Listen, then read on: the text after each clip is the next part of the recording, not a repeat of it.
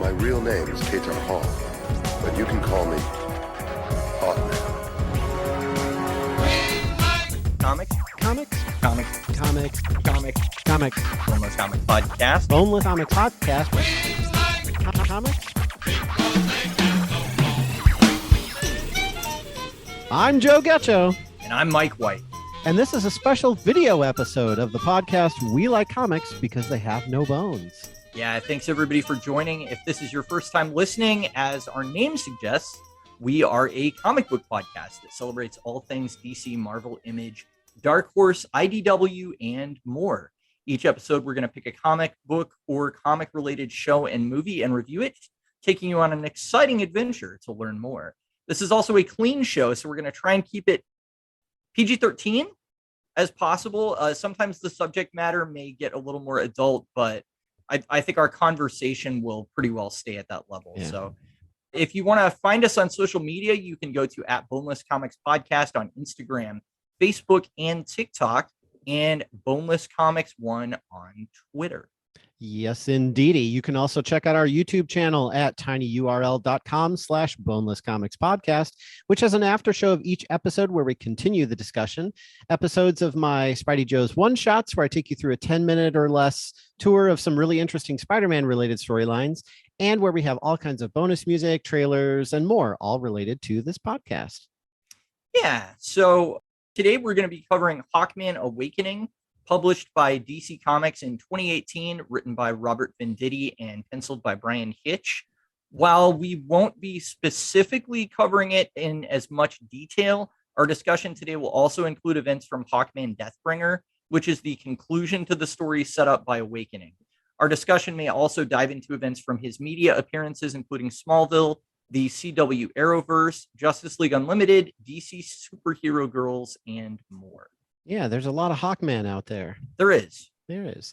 So our story today was written by Robert Venditti, yes, indeedy, he diddy, who is an American comic book writer known for his work on DC Comics titles such as The Flash, Green Lantern, Justice League, and of course Hawkman, and on Iron Man one-shot for Marvel Comics, and several stories for Top Shelf Productions, Valiant Entertainment, other publishers. His very first 5-issue limited series was called The Surrogates, and that was actually adapted to a major motion picture in 2009, which starred actors such as Bruce Willis, Ving Rhames, and James Cromwell. I don't think I might have seen that movie. I remember thinking it was good, but I kinda it's wanna something check the about comic like out now. clones of people that do things, and then I don't know. And It done had something running? to do with cloning, and then they're done running. Yeah. I done running. All right, well, so back to Venditti. He started out wanting to be a prose writer and didn't come into comics until his late 20s. So a lot of people we've talked about in the past, they grew up with comics, lived and breathed them, but he's one of those, I guess you'd call him a late bloomer. In graduate school, a friend of his sort of forced comics on him by making him read a 90s superhero anthology comic book series published by Image Comics at the time called Astro City. The visual element of it really leapt out to him because his ambition as a very, very young elementary student was to be an animator, and he thought making Bugs Bunny cartoons would have been the highest achievement in life. But he couldn't draw, so he started writing as a way to describe things in a different way than drawing them by hand. And the rest, as they say, is history. Yeah, so he's somebody that during the New 52 became very, very active and started getting more and more high profile assignments after the kind of creative teams quit and went on to other things. So it was really about halfway through that period where we started to see his name pop up.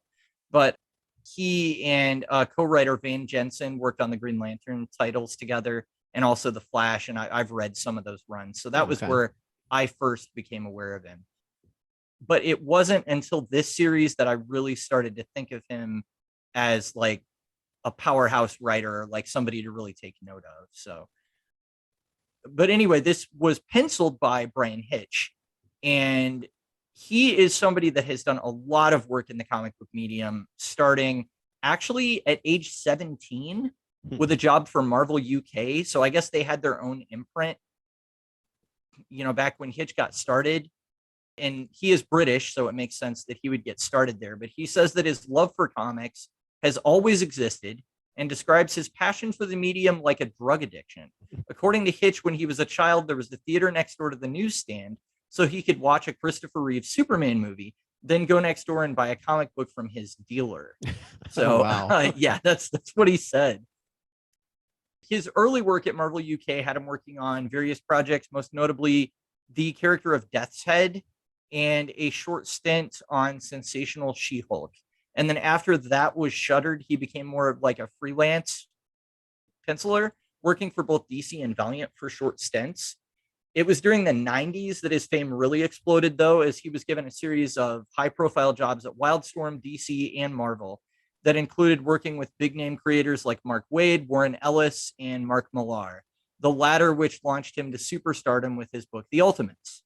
So if you guys are familiar with kind of the early 2000s at Marvel, they were experimenting with creating another universe for their superheroes called the Ultimate Universe. And the Ultimates were their version of the Avengers. And Bryan Hitch penciled 100% of, I think, like the first 26 issues or something like that. So pretty consistent run.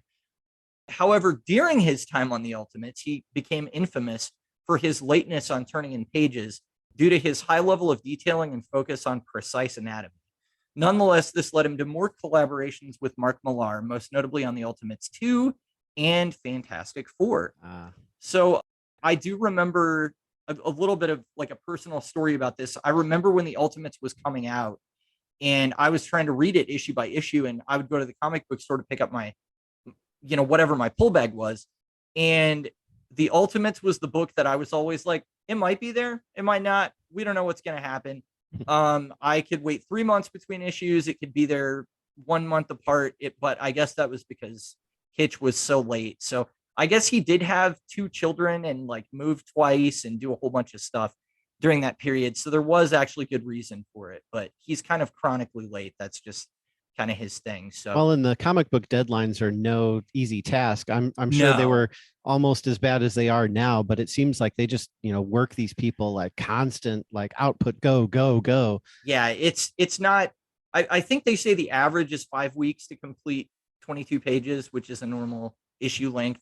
And given that they come out every 4 weeks, that doesn't leave a lot of leeway. So anyway, at the tail end of New 52, Hitch began working heavily for DC Comics, beginning with a writing and penciling job on JLA. And then after that series concluded, Hitch became the regular writer and sometimes penciler for the main Justice League title. And he added both Jessica Cruz and Simon Boz to the roster and got rid of Hal Jordan. And he also developed a romantic subplot between Jessica Cruz, Green Lantern, and Barry Allen's Flash. So that was kind of a new direction for that. Interesting.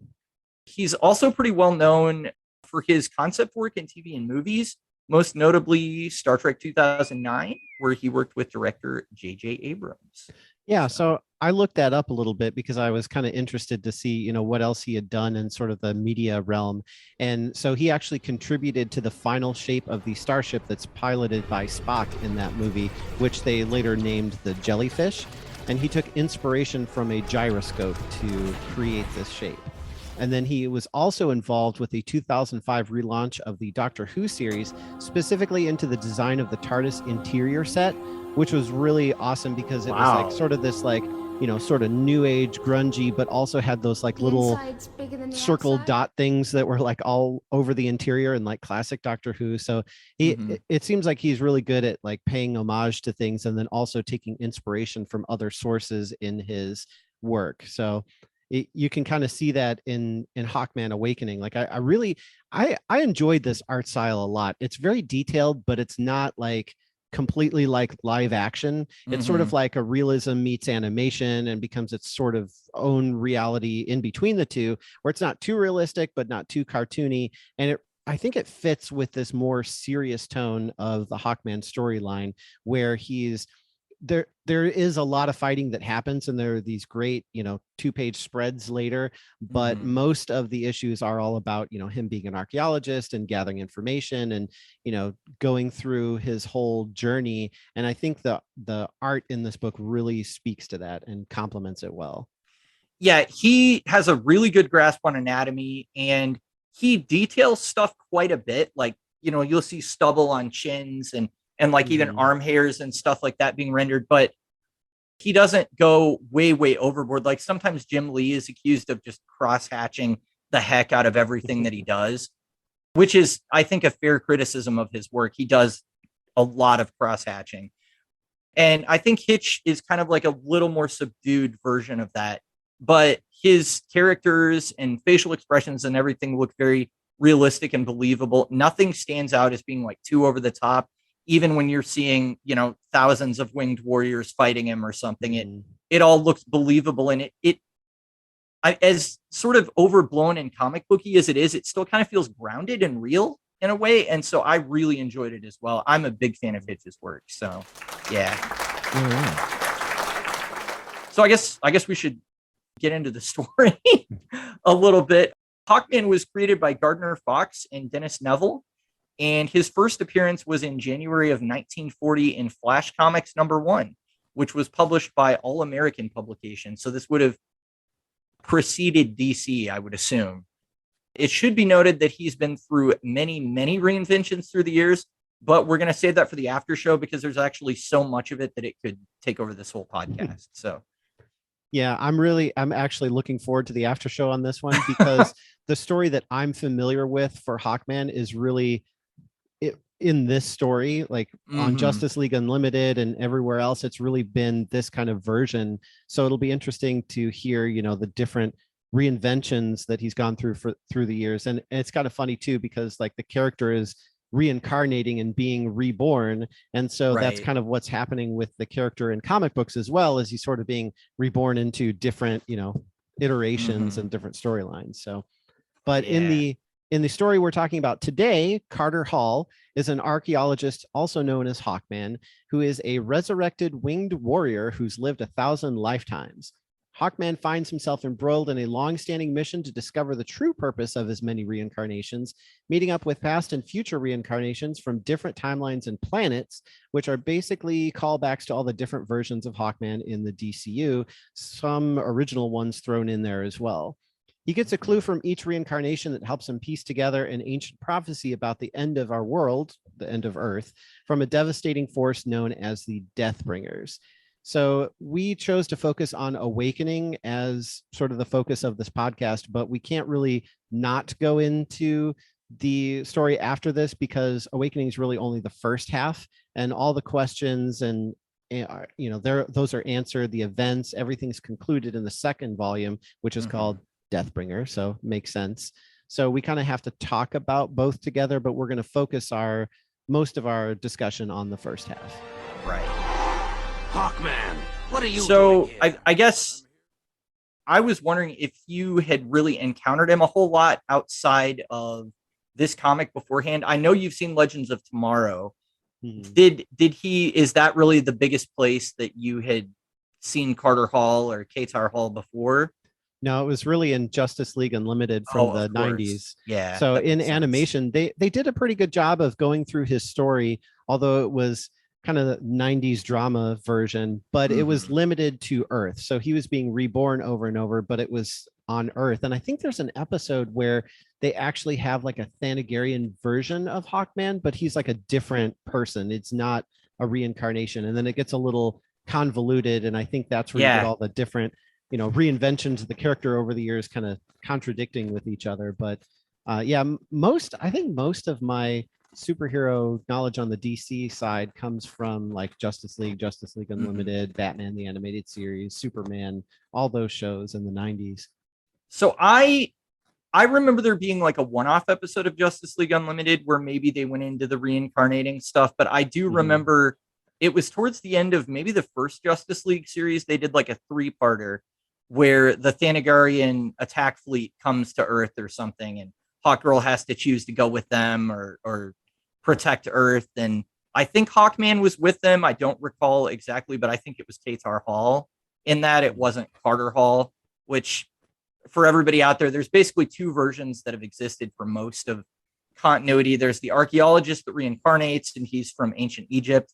And then there's the cop from the planet Thanagar who, basically comes to Earth and starts protecting it. So those are kind of the 2 most prominent versions. But the idea that they put into play in this story that I really love, honestly, is that he reincarnates in time and space.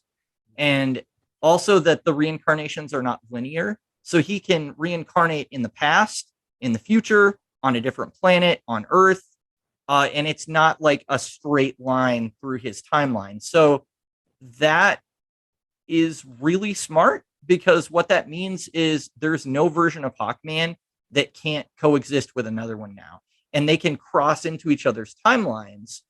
And that's not a contradiction, because, well, he could appear, 10 years before he died and be reborn or something.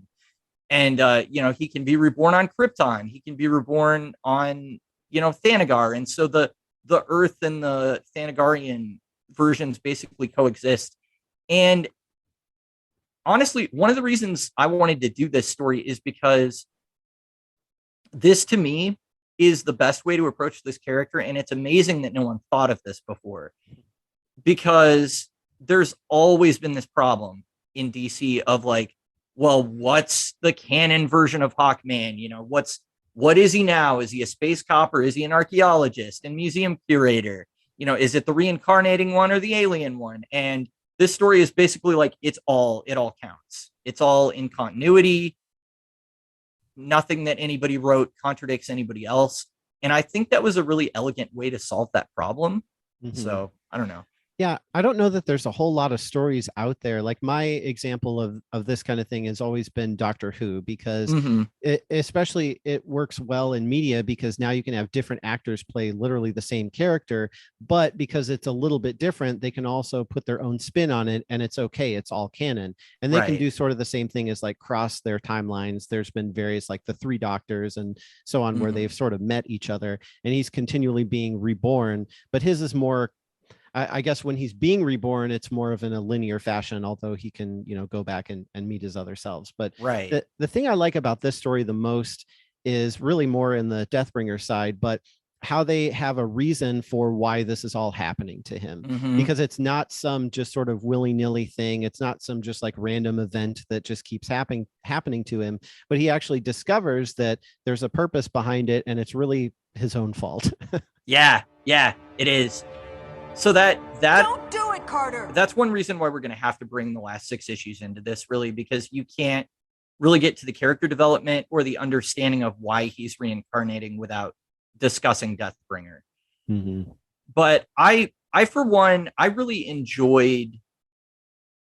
For one, I just enjoyed how we could go each issue to a different life of his, basically, and so it's almost like, it felt kind of like a TV series that's trying to do a serialized runner through it, but then they have episodic stories within that.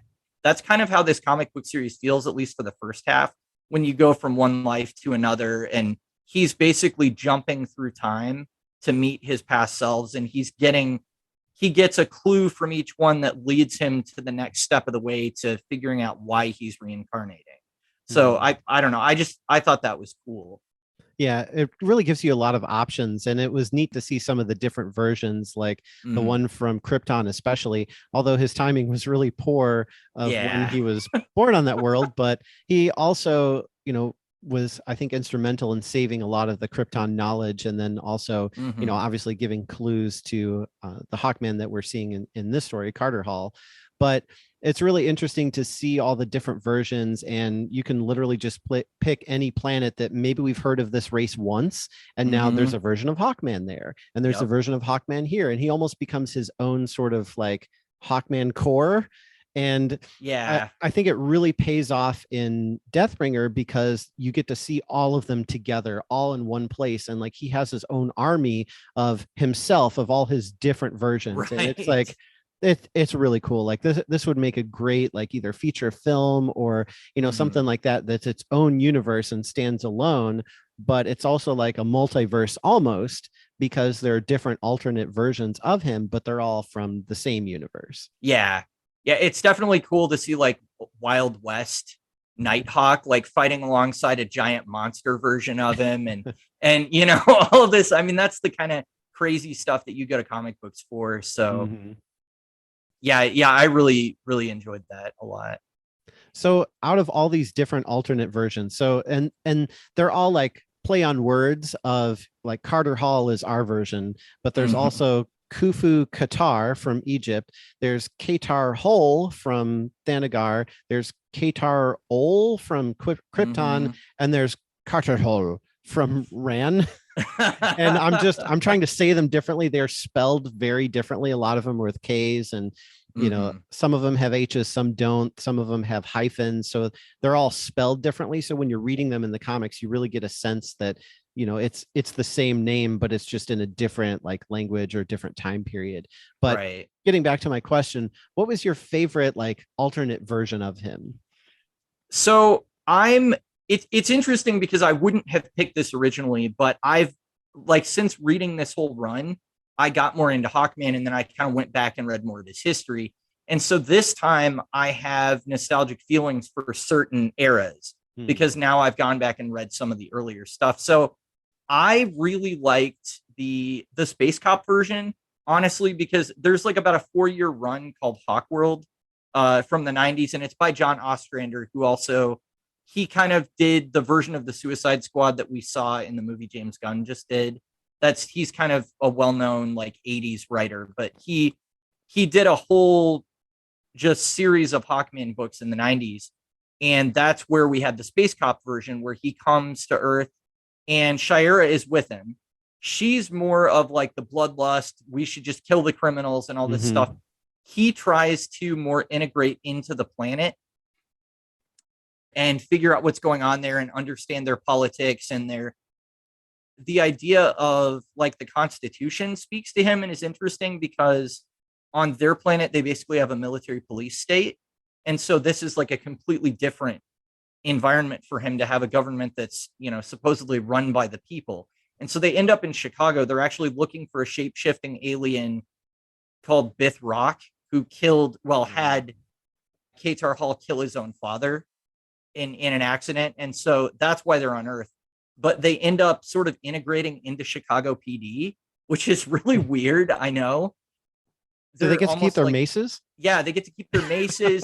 they have like laser guns and stuff too. But wow, it's so weird, but it's also a really cool period in the character's history. So I liked seeing him interact with him with all of its 90s-ness, because he's calling Katar Hol is calling Carter Hol meat, which is what he calls the criminals in the 90s books, which is very 90s. To be like, hey, punk, get out of the, you know, that Do you, punk? Thing. And I also was familiar with him, that version of him, because for pretty much all of New 52, it was Space Cop, Katar Hol. And then Carter Hol was just his civilian name that he went by to sort of blend in with the humans. But he was an alien during all of that until the Death of Hawkman miniseries. And so that sort of ended Katar Hol, and then they went on with Carter Hol from there on. Okay. So, I think most people who are aware of Hawkman, and maybe this is just myself projecting, but with all the different iterations out there, it's very confusing, because I'm remembering as you're talking, like, okay, I remember there being something about him being Carter Hol and then finding out that he was actually an alien. But then I thought he was from the past and he was from Egypt and all these weird things. But you also mentioned Shira, who is Hawk Girl.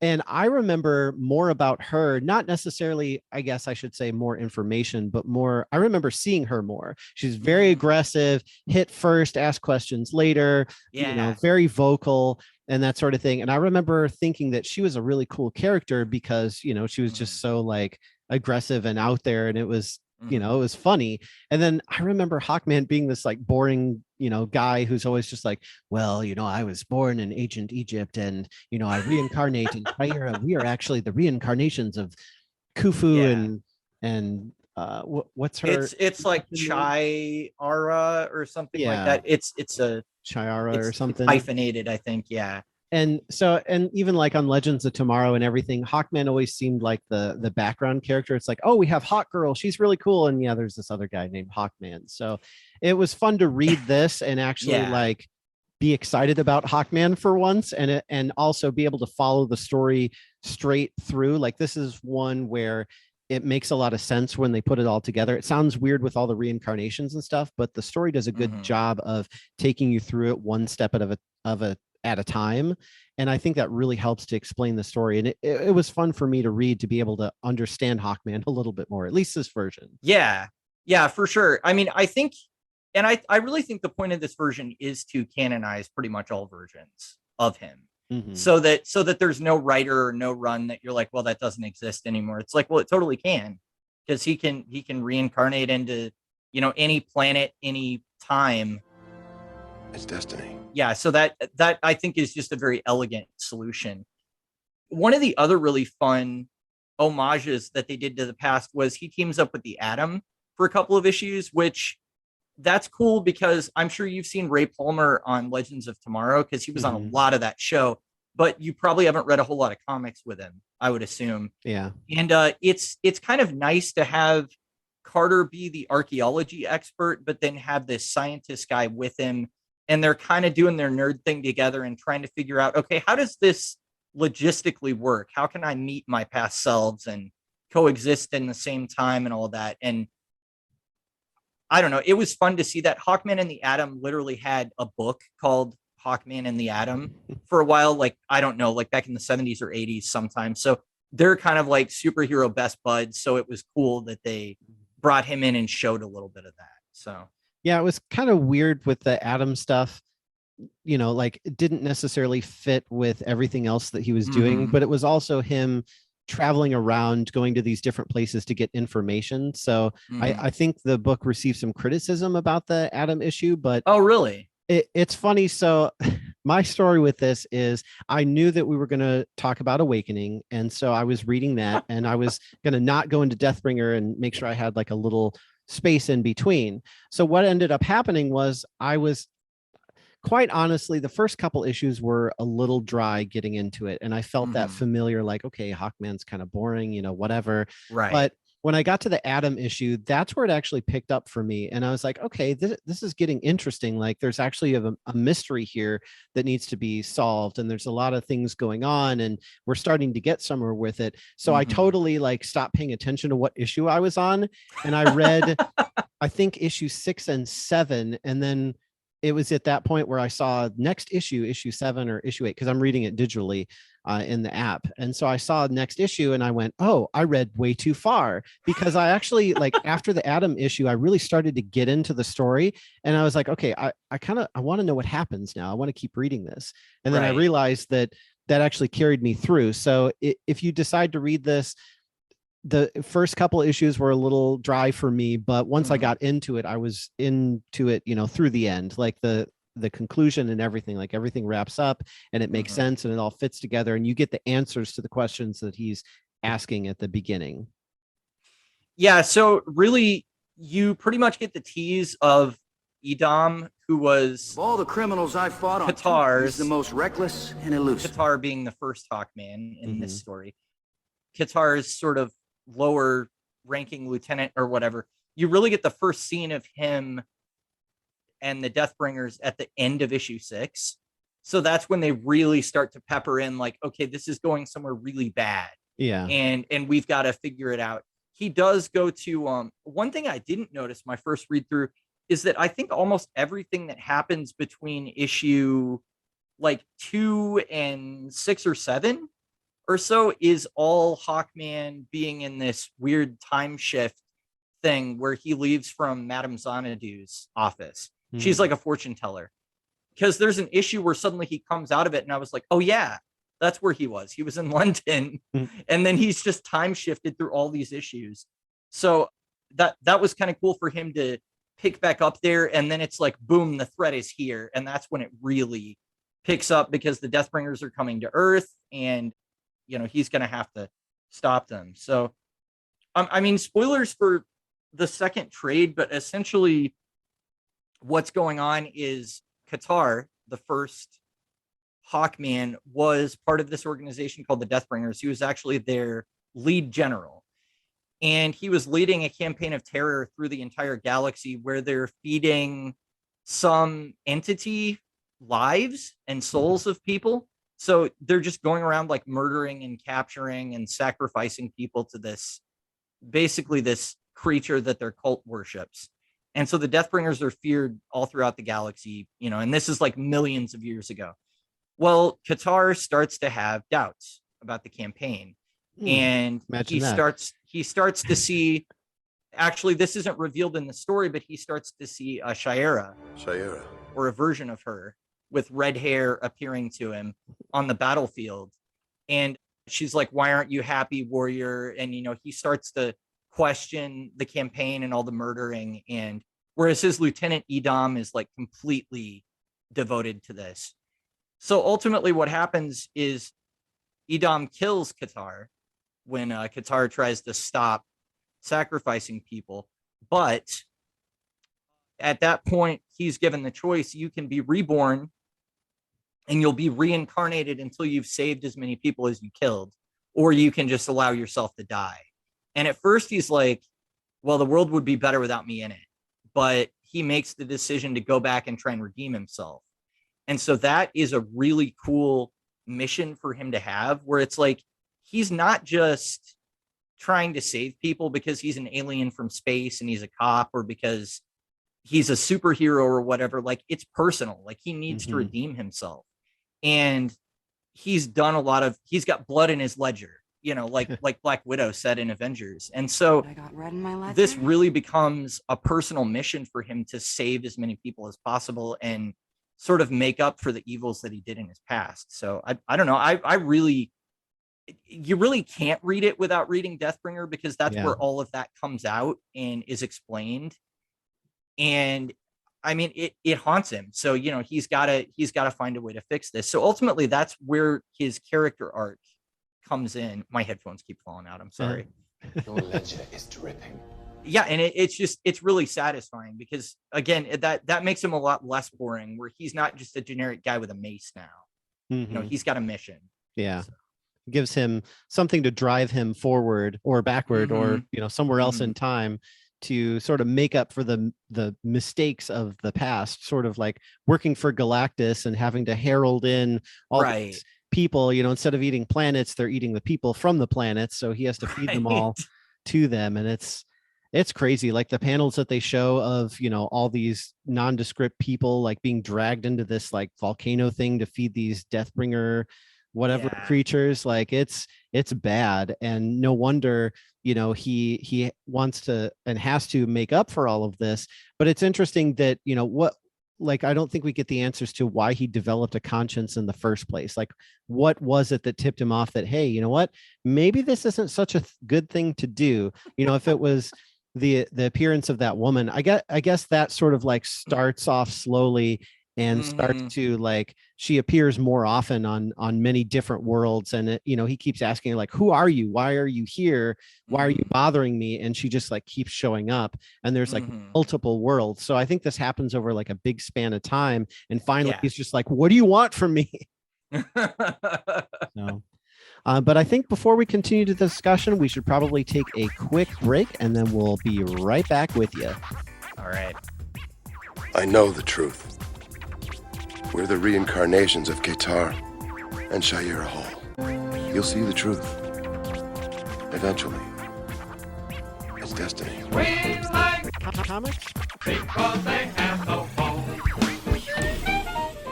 All right, welcome back, everybody. So we were just talking about how Katar, or Katar, I think this version was starting to develop a conscience in the form of some mysterious woman that kept appearing to him over and over. And you had mentioned something before about it being Shayera. And this ties into another question that I was a little confused about, because in the very end, I think maybe even the last couple of pages, we find out that Xanadu, I think is her name, Madam, the one that's she has like this crystal ball, and she does tarot readings, and she actually has magical powers that she's able to like erect a force field and do stuff like that. So we find out that she is actually some sort of reincarnation of somebody that either travels with him or helps him, or like a bodyguard or something. Well, Madame Xanadu is somebody from, I'm trying to think what her first appearance was in. More recently, she was on Justice League Dark. So she's kind of a fortune teller, but she's she's not reincarnated. She's just like immortal. And she's lived since Arthurian times. So she advised like King Arthur and New Merlin and was around during all that kind of stuff. So she's encountered Hawkman during different lifetimes throughout history because she's lived that long. Right. So that's one reason that he goes to her. That actually brings up something that I forgot to mention earlier, but that I thought was cool. I liked it in the early issues. The ones you said were slower. The cool thing about those issues was, though, he would be visiting like a small fishing town or like a museum somewhere, and he would know these people that would be like, oh yeah, you helped my ancestor do this, or you did a favor for my family, 300 years ago or something. And I thought that was kind of cool that he has like these pockets of people that know him around the world, and they kind of know his secret and like what his deal is. And so that was kind of neat to see that they're like people around the world that sort of appreciate what he's been doing, because you don't always get that as a superhero. Yeah. So that was kind of cool. So Xanadu would just be another one of those people. She's not really explained in the story because she's kind of a side character, and she's just somebody from like out in the DC universe, more like the magical side of things. But yeah.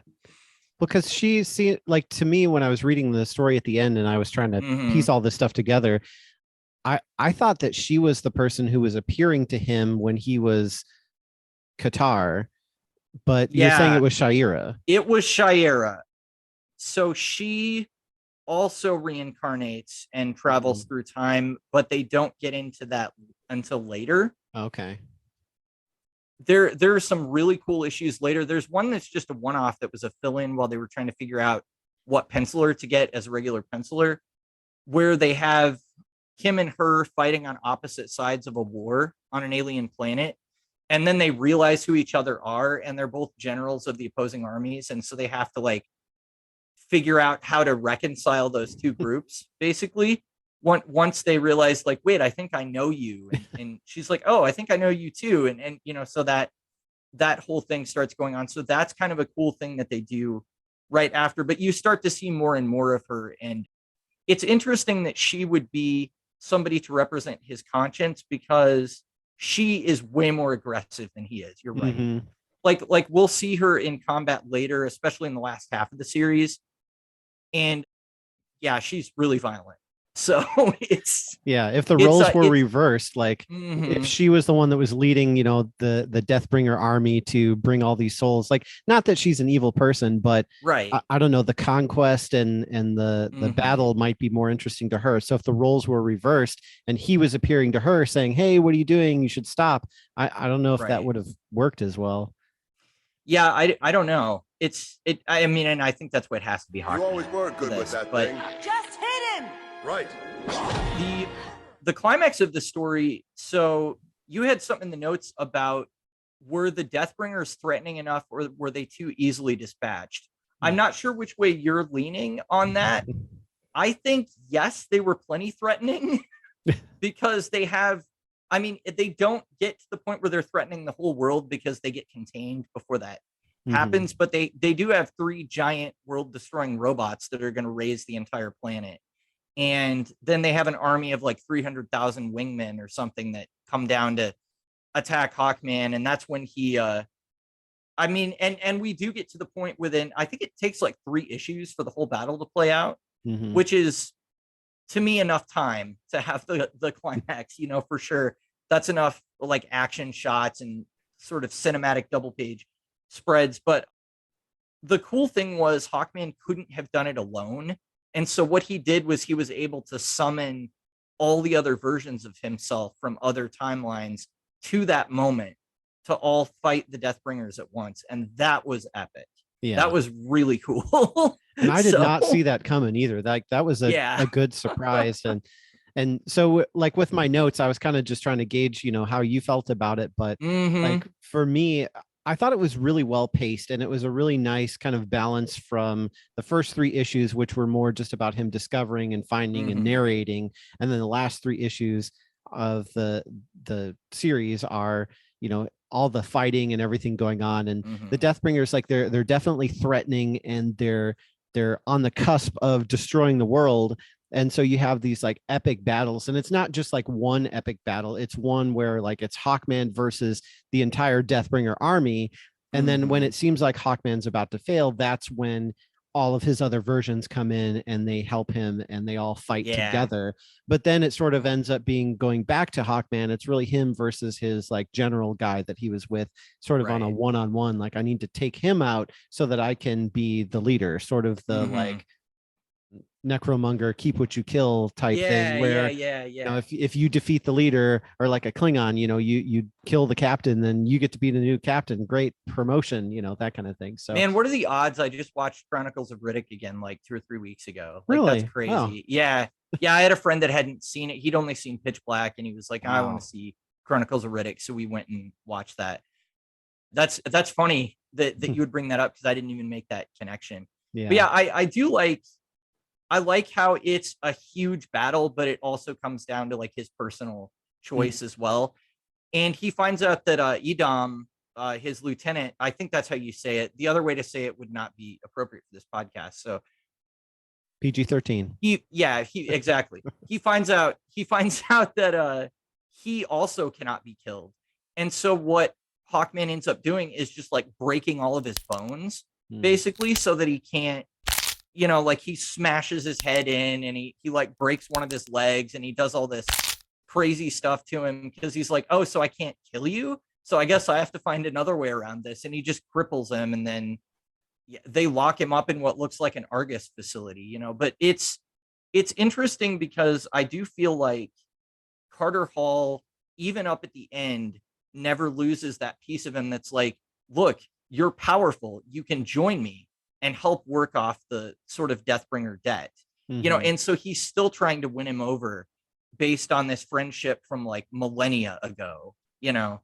And I think that's kind of cool, and like speaks to his character, that even though this Edom guy has caused so much death and destruction, I think where Carter's coming from is like, well, I've done that too, but I found a way to like turn it around, so you should do it too, you know. And of course he doesn't, because, you know, there wouldn't be a fight then. But yeah, there's this whole thing of him like trying to win him over, like even from the beginning, when he starts seeing the woman appear, and he's like, hey, you know, maybe this isn't right what we're doing, and maybe we should tone it back, and maybe the lieutenant's just like, no, we got to keep going forward, you know, this is what the Deathbringers want us to do, you know, we have to do our duty. And then he's like, I don't think you're fit to lead anymore, you know. He starts doubting him, because you know, he's starting to get soft. So it's a whole like, you know, again, balance of, we start off with him trying to win over this guy and it not working, and then we end with him trying to win him over and it's not working, and so he has drastic actions to you know, make some sort of resolution to it. I guess the only worry about I would have about them being easily dispatched in the end is maybe it's a little bit of a leap that as soon as he beats his lieutenant and sort of takes over the Deathbringers, that they're just like, okay, fine, we'll go home. I mean, if they're all kind of like cult or like religious zealots, that probably wouldn't happen. They would probably keep fighting, but there has to be a way to resolve the story. So I don't know. That's why it's similar to Riddick, because they're the same thing. It's like, well, this is the villain to them. And so when he kills, I forget who he kills, but when he gets to take the necromonger throne, it's like, well, why in the world does this make sense? Because that's your code, but this is also the guy who's been, you know, threatening your whole organization from the beginning. You're just going to let him sit in the chair, which they do. It's the same sort of that's thing. true. It is very similar to that. Wow, I never noticed that parallel before. Now, what would be the odds of that? I guess the other thing we didn't really talk about, because it's not much of a story point here, but is the nth metal, which his mace is made out of. That's always an element of Hawkman stories, is that he has this specialized metal. Sometimes the wings are actually a part of him. Sometimes they grow out of him and can be retracted, which is the way they are in this story. And it's all made of nth metal, which is this metal from Thanagar, you know, the alien world. So it's magic too, isn't it? Like, can it damage Superman? It is like a magic alloy. It can damage Superman. Hawkman, wish it didn't have to be like this. They don't really get too deep into that. They name drop it a few times, but it's not super important to this story. I did notice though that there was one action sequence where Hawkman threw his mace, and then he was like surprised that it came back to him or something. And I was like, okay, you're trying to do the Thor thing. I see what you're doing. Like, it wasn't distracting or anything like that, but it was kind of like, okay, I know where you got this idea from. So. Still worthy. Yeah. I mean, it makes it more convenient because like if you have this awesome weapon and you throw it and then it's just gone, what are you going to do? And it's not like he can just get more nth metal and just make a new one. So you got to have a way to get it back to him. And it being magic, I think you could make that work. But it's so associated with Thor at this point that when you see that, you're like, oh, that's just like Thor. Yeah, that's pretty much what I thought. So, and I realize everybody in the comments that's yelling at us, I know Hawkman is older than Thor. I do know that, but just this story element seemed like it was pulled from that. So, so we've reviewed a lot of stuff on this podcast, and I think we're starting to get like a lot of sort of the same questions or the same things that we're looking for when we start rating comics. So one of them is like a character arc. So I always like to see that the character has left off in a different place than where they started. And we see a lot of stories where there's this big event that happened and there's like a big battle and all kinds of crazy stuff ensues. But in the end, the character ends up right back where they started, as if this never happened. There'd be absolutely no difference where, the character started and where they left. So why do we even need the story? We could just toss it and, nothing would change. But in this one, and I'm sure you feel similarly, that, he definitely ended up in a better place than he started, especially if you compare him being like leader of the Deathbringers, bringing worlds to the slaughter. And now a guy with wings and nth metal mace on Earth. I mean, that's good in and of itself, but also like him getting to resolve his whole storyline of he started off in this place, he made bad decisions, and now he's really redeemed himself, and not just himself, but all the different like reincarnated versions of himself. Like it's like an army of people that are all linked to this one sort of story arc, and they all get this resolution in the end. So I mean, I assume you feel the same way, that this was it's super satisfying. It's super satisfying. It's even more, I mean, this is a little bit of spoilers for the end, but he eventually gets to the point towards the end of the series where he does work off the dead completely. And so then he sort of comes back to that place where he began when he died, where they're like, what do you choose now? You can choose to live one last life in any timeline that you choose, any of your lives that you choose, or you can choose to just go on to the afterlife now. And he chooses to go back and join the Justice Society with Shira in the 1940s, which is very fitting because he is a founding member of the Justice Society from like way back in the day. Before Marvel Comics even existed. And then they even have like one or two issues where he has like a quick adventure with them before the series concludes. So it's really a cool way of seeing his character like come full circle, and them picking to go back to where they began with readers, at least, So it only gets more satisfying if you read on. So he's got a great arc here. I think there's been a lot of iterations appear in media, because I think Katar Hol and Katar Hol are the most popular ones that we see. But then in Crisis on Infinite Earths, the Arrowverse like crossover event, there was one that was called like Man-Hawk or something. Like they just took Hawkman and they went Man-Hawk.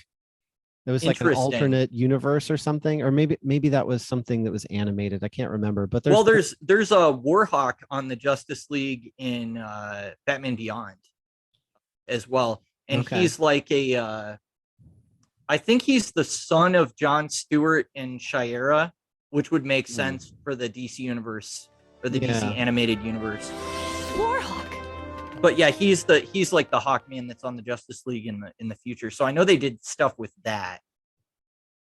I don't remember him from Crisis, but did they ever do Nighthawk like the Wild West version? They should have. Yeah, that could be its own series, like in and of itself. Like instead of a cameo, that would probably be very interesting. Sort of like Spider-Man Noir, where you have this like version of a character that you enjoy, but he's in some like just total like Wild West, literally. Right. Wherever I go, the wind follows. Yeah, And so, the wind smells like I mean, we've rain. talked a lot about this and the story arc and everything and how satisfying it was. What is going to be your banana rating for this? We're going to go there, huh? Yeah. So, it's funny because when I first started off, I was like, okay, this is going to be another like, maybe we'll disagree because I know Mike really likes this one, Yeah. but it's hard to rate Hawkman Awakening by itself because it would be very easy to say, well, the story doesn't resolve and there's no character arc and whatever. You have to put Awakening and Deathbringer together because it's a complete story.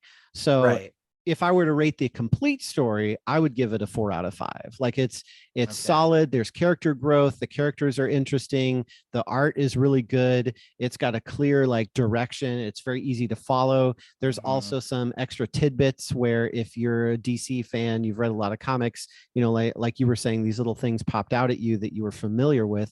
They didn't quite land with me, but it wasn't like it took away from the story. It was just like, okay, this happened and I, sort of missed it or didn't get it, but it didn't like detract from the story. So definitely like really good and full character arc and very well thought out as far as bringing these reincarnated versions together and also having a reason for them to happen. Kind of like I said at the beginning is this is something that he's trying to redeem himself for all of this awful death that he caused as a Deathbringer. And so that's why he's reincarnating. And the time and space element was definitely a cool thing to add to where now he's just not in different time periods on the Earth, but he can be in any planet. And I don't think I got to it earlier, but my favorite iteration was the version from Krypton, because I thought that was cool. That, especially because him as a character seemed like he was very well like in the know of what was going on. Like when Carter appears, he's just like, oh, okay, you must be another version and you must be looking for answers. Well, here's what I've got and this is what's happening. And Carter's just like, wait, you don't want to fight me and bash my head in? Because like every time he goes, somebody sees him and they're like, oh, we need to fight. And so the Kryptonian version's the first one that actually kind of knows what's going on and is actually helping him. And then when he shows up at the very end to fight in the army, he's on Earth. So he gets to absorb all the yellow sunlight. And he's like, oh, this is great. And, I can fly and I've got all the strength. And, Carter said something about laser eyes. That would be interesting. Let me see that. And so he goes, as the lasers come from his eyes. And that was really, I enjoyed that a lot. Yeah. It makes it feel, I mean, I think the whole story feels so grounded in the DC universe while still being just about Katar Hol and Hawkman too, because you've got Madame Xanadu, you've got Krypton, you've got things like that, like, oh, well, Katar Hol is basically going to be like Superman when he comes to Earth. I mean, that all of that stuff, it feels, well, they even talk about Gorilla City in the first issue. Like he mentions, the artifact that he steals is something from like a rival faction of Gorilla City from back in the day. And so that's a Flash reference there, so there's all this stuff that they pull in and it makes the universe feel very connected. And I really like that kind of stuff. But yeah, ultimately that character arc is the thing that sells me on this being kind of an all-timer. I'm actually going to go higher than a 4 on this.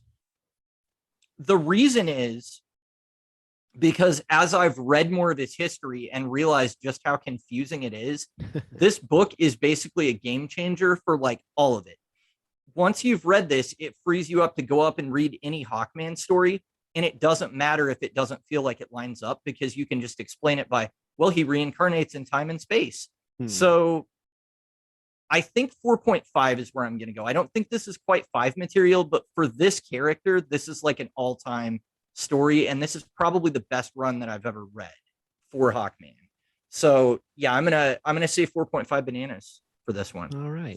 So if you also enjoy this, please let us know in the comments. But what are some other things that would be good follow-up reading to this? I mean, obviously, once you get to issue, what is it, like 10 or 12 or whatever, you can just keep going. But are there some specific runs that you would recommend that are almost as good as this? There's nothing that's almost as good as this that I've read. Hawkworld from the 90s is good. again, that's by John Ostrander. The name of the penciler escapes me, but it is a very good, like, self-contained story, and it gets a little bit more political because it talks about the Thanagar political system versus the United States, and him sort of slowly having his values change as he integrates into Earth. So that's kind of an interesting thought experiment. There's also a whole borough of Chicago that's just like mutated people with superpowers. I don't know what's going on there, but Yikes. but that's cool. And you see a lot of pushback between him and Shiera in that series too, because she's very much like, we need to get our criminal and get out of here. Stop going native with the humans. Like, this is not what we're here to do. And so there's a lot of conflict between the two of them. So that's a really good run. I know that a lot of people recommend Justice Society books with him, especially the stuff by like Jeff Johns, that would have been probably like early 2000s or mid 2000s, somewhere in there. I haven't read any of it, but I'm up for it. I mean, I like all those guys. I like Dr. Fate. I like, the Spectre and Jay Garrick and all those guys. So that it's probably a good read, but I haven't got into it. The New 52 series I actually own all of, but the first trade is written and penciled by a penciler. So it's got amazing art, but they really didn't find a direction that made a lot of sense. And then Rob Liefeld came on and did like the last, I don't know, like 14 issues of it or something. And he actually was writing. Oh, really? He was doing cover work and writing, and I think he maybe penciled 1 or 2 issues, but he had a different penciler for most of it. And it's actually not bad. Did Hawkman have a lot of pockets? He did not. Oddly enough. That was before the pocket phase, I guess. So he did not, but there were not a lot of shots of his feet though. So there's that. But in most of the covers, I think it's just Hawkman looking like extreme, and there's no background, and it's just this Liefeld and the little the little like ripped off page thing that he does for his signature. So, but it's actually not a bad read. He has grown a lot more as a writer than as a penciler since the 90s. So if you ever pick up a book and it's actually written by him, it may not be, he's made fun of a lot. It may not be just that extreme 90s stuff. I mean, he definitely found some characters for him to fight and crossed him over with Green Arrow a little bit, and, had some other stuff go on that was interesting, but it was very much the sort of space adventure type thing. He runs into the Omega Men, who are some other space related DC characters, and spend some time on Thanagar and all of that. So I don't know, it's pretty good. He was brought back to life as part of the metal event that precedes this book, and at the time I was very annoyed because we had just finished a series called Death of Hawkman, and then they brought him back like a month later in this event, and I'm like, but he's not the space version, so why is he different? But then you get to his solo series after the event, and it's like, oh, it all makes sense. So is this metal like nth metal or metal like rock and roll? Nth metal plays a huge part in the event, but it is also very rock and roll. All right.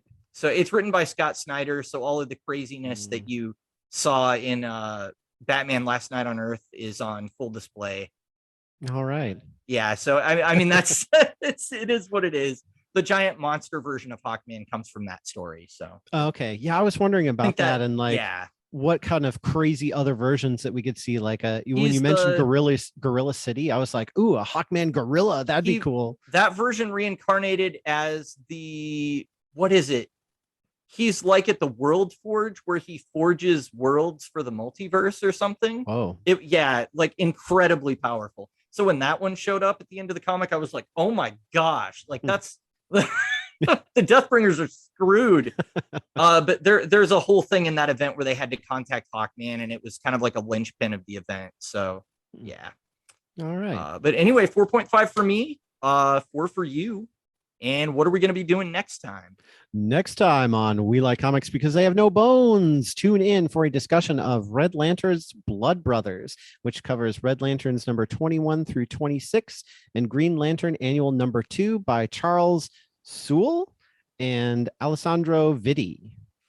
Yes, and definitely let us know on social media what you guys think of Hawkman Awakening. You can read it in the DC Universe Infinite app if you don't buy trades, or the trades I'm sure pretty hard to find, or pretty easy to find too.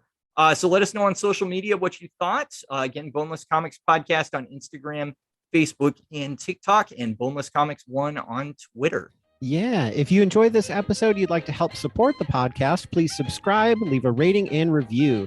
And to stay up to date with our episodes, after shows, get access to some of the behind the scenes content, make sure you subscribe to our YouTube channel at tinyurl.com/Boneless Comics Podcast. And thanks for checking out our first video episode. Well, maybe second, I guess. Well, we did the review before. It's the first time we've done it remotely, so yeah. All right. Thanks, everybody. Thanks. Bye. We like Comics? because they